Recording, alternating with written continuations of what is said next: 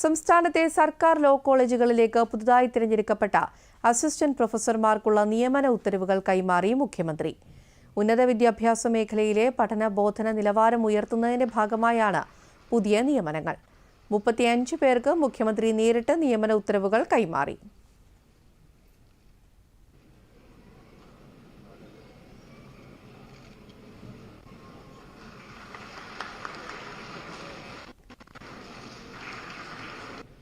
Port സിറ്റിയാക്കി കേരളത്തെ മാറ്റാനുള്ള പദ്ധതിയുടെ കൂടെ അതിന്റെ കൂടെ ഒരു അക്കാഡമിക് പ്രോഗ്രാം കൂടി ഞങ്ങൾ ലിങ്ക് ചെയ്തിട്ടുണ്ട്.